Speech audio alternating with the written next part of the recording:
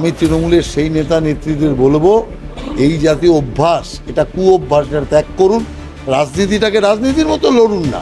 লোকের বেডরুমে উকি দেওয়ার কি আছে? জীবনের অধ্যায় শুরু করতে যাচ্ছেন, অতএব এই বিষয়টার সিদ্ধান্ত দিলীপদার নিজস্ব।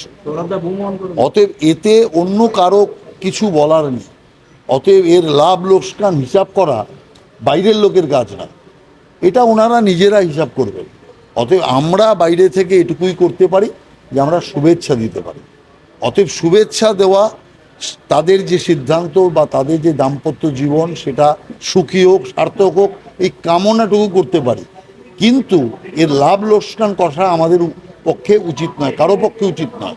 আর সবচেয়ে বড় কথা, যে মুখ্যমন্ত্রী সৌজন্য জানিয়েছেন, এটা স্বাভাবিকভাবে ভালো জিনিস। তার কারণ হচ্ছে রাজনীতিতে এই যে অসৌজন্যতা এত বেশি এসে গেছে, সৌজন্যটা শুনলেই লোকের কাছে অবাক লাগে।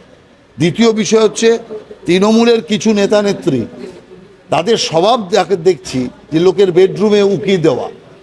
এই যে লোকের বেডরুমে দেখা, এটা তো সচ্চরিত্র নয়, অসচ্চরিত্রের লক্ষণ।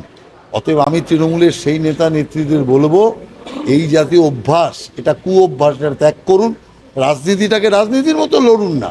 লোকের বেডরুমে উকি দেওয়ার কি আছে? কুণাল ঘোষ বলছেন দিলীপ ঘোষ বিয়ে করাটা অসমের বিদ্রোহ, কারণ দল তাকে গুরুত্ব দেয়নি, সেজন্য তিনি বিয়ে করেন।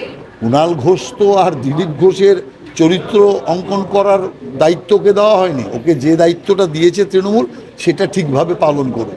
ঘটনা হচ্ছে কারো নিজ জীবনে হস্তক্ষেপ করাটা তৃণমূলেরই নেতাদের শোভা পায়। অতএব তৃণমূলের নেতাদের এই কারণে শোভা পায়, তারা অসামাজিক। সামাজিক লোক হলে কখনো একটা কারো জীবনের সিদ্ধান্ত বা জীবন সঙ্গী নিয়ে ঘর করার সিদ্ধান্তের মধ্যে এইভাবে অযাচিতভাবে হস্তক্ষেপ করতে পারে না। অতএব সেই কারণে আমি বলবো যে এখানে হস্তক্ষেপ করতো যদি কুণাল ঘোষের মতো জেল যাত্রা হতো। কুণাল ঘোষের মতো জেলের আসামি তো হয়নি, দাম্পত্য জীবনের আসামি হয়েছে।